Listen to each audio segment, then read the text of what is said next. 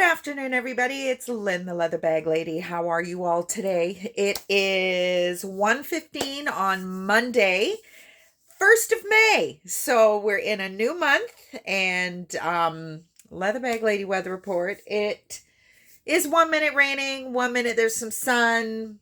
It's just another lovely day in southern Ontario where the weather goes through the change of life daily. We had a very, very wet weekend, and today was supposed to be quite wet as well. But so far, a few spits and spurts, but not too rainy, but really damp and yucky. But we'll talk more about that after today's bag. So today's bag is a bit of a daily driver. It's one of those bags that I uncovered recently that had been packed away to address a slight scent. Oh, actually, no, I tell a lie. This bag was a bag that I wasn't sure what I wanted to do with, now that I remind myself. This bag's been sitting on a shelf for a long, long time. Do I keep it? Do I get rid of it? Do I keep it? Do I get rid of it? The reason that I wanted to get rid of it is because the strap is pretty knackered, as we say in the UK. The reason I didn't want to get rid of it is because I just love how it looks with this really cool knot accent on the front. So I thought about it and I thought, can I find another strap? So I've been waiting and waiting and waiting to find a strap that has a brass tone to it. Now, this strap, this piece of hardware here is pretty, again, knackered, as we say. It did have a brass tone to it. It has lost quite a bit of that and is more kind of a silvery tone in spots. So I thought, what if I now attach a black leather strap that just happens to have silver hardware? Is it perfect? No. Does it scream that it's wrong? No, it doesn't. So I thought that I would leave the existing strap attached. There is a fair bit of damage to the strap. It's just the edges are starting to come away. The color is starting to get a little weird. So I have no idea how long this actual strap will last. It's not necessarily a crossbody. It'd be a very high sitting crossbody. So I thought, you know what? I will leave the strap attached. I will add a replacement strap. This strap is a 26-inch strap drop once you place it on the hardware here. It is not an adjustable strap, but it is a detachable strap. So it's up to you what you want to do. It does have some compartments inside, albeit that it is a cloth divider, which if you find that that drives you nuts, then what I've done in the past is I've put in some very thick foam core in this center compartment, which still allows you to use it, but it keeps it in its place. And that is because what ends up happening is, because it's fabric and because it's so flexible, it just kind of falls to the bottom, and it's a pain in the ass. It has a pocket. The divider has a pocket. Like I said, that's where I would put that foam core board in there, which you can get at the dollar store. It's really quite simple. And then you've got a main compartment here. Nothing on the outside. I've dated this bag as a 70s bag. Not as with any of my bags. They don't come with a bill of sale, so I cannot guarantee the era.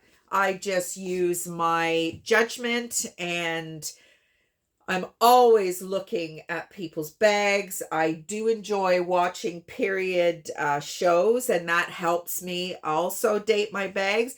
But the most predominant thing that helps me date my bags, especially my kind of borderline qualifiers for Etsy is the phone pouch. So obviously there's no phone pouch in here, but just to give you a little bit of an idea how that works for me. The base of this bag has a kind of central gusset, but it is quite clearly extended on either side. And I believe this is 12 inches.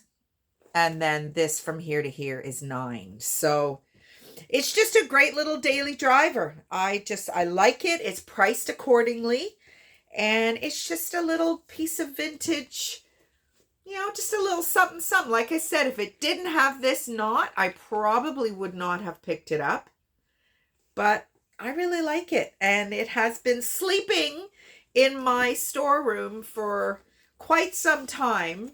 And I decided that I'm trying to clean up all the bags. Oh, my hair is getting long and it's tickling my eyeballs. I'm trying to clean up all the kind of random bags that are laying around. Some need repair, some don't, some I'm willing to go to the lengths to repair them. I'd like to actually try and like pick a bag a week. I think I've mentioned this recently, and just work on that bag and not kind of put myself under crazy pressure to get as many bags done as I can, because I find that really messes with my creative process. And I really, really, really do want to start creating bespoke handmade tassels and purse charms that actually go with each individual bag. So they would be like little pieces of art that are hanging on the bags. And that would possibly be a way for me, nothing on the back, that would possibly be a way for me to start being welcomed into some of the craft shows that at the moment I'm not eligible for because I don't make these. But if I make the charm, then it just happens to come with a bag because the bag is what inspired the charm. Then that's kind of what I'm thinking about. So that is today's bag. It is, again, as I said, is a bit of a daily driver, but a beautiful vintage piece nonetheless. So there we go. So what did I get up to this weekend? We packed a lot into this weekend. Friday, Pius was done early, and we went to Port Dover, and we had dinner at the Erie Beach Hotel. Kind of famous for their perch, and then we just kind of came home and we went to Rosie's for a little bit, and get this I can't believe this. So there is a country song, and kind of the point of the country song is, "This is my bar. I don't love you anymore. Piss off to your own bar." So clearly that's not going on in Pius and I's world, but Rosie's is my bar. That's where I've been going for years. It is literally 5, 6, 7 houses down from my house, and I've been going there for a long time. So off we go Friday evening. We walk in. We sit in the same seats that we were sitting in when we first met each other. I know, but we do that when we can, when there's nobody sitting in them. And who gets a drink put on the bar by Ashley, our wonderful waitress, but Mr. Pius Murray? And I'm like, yo, whose bar is this? Well, everybody started laughing, of course, because exactly. And poor Ashley, she was backtracking. She's like, I didn't know what you wanted. You don't have a regular drink, which I really don't, because normally I would drink the wine, but their wine is not the greatest. And I just find the vodka and all that kind of stuff, it's such a small measure. I mean, we're used to making our own drinks here at home, and yeah, an ounce, not so much. I can't bring myself to pay for a drink. I can't even taste it. So anyway, it was very, very comical. Saturday, we went to King's Court Estate Wineries here in Niagara region. It was a bit different. I've been to a few wineries with my friends, and they are wine members and such. And the wineries were a lot more kind kind of not grand, that's not the right word, but this, the tasting room was a big portable and like just, but it ended up being fantastic. We had a great time. Came home with a couple of bottles of wine. I really liked a couple of their things. Wine is not Pius's thing, so he actually offered to drive, which was wonderful. And then as we were, it's a German winery, so they actually had a little Oktoberfest shtick thing that they kind of do all season.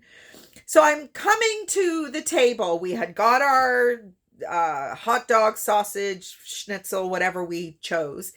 And I go to sit down, and what is staring at me is this huge Louis Vuitton bucket bag. And I just sat next to it. And the lady who owned the bag, I said, well, excuse me. I said, is it okay if I sit next to the Louis? Well, she laughed.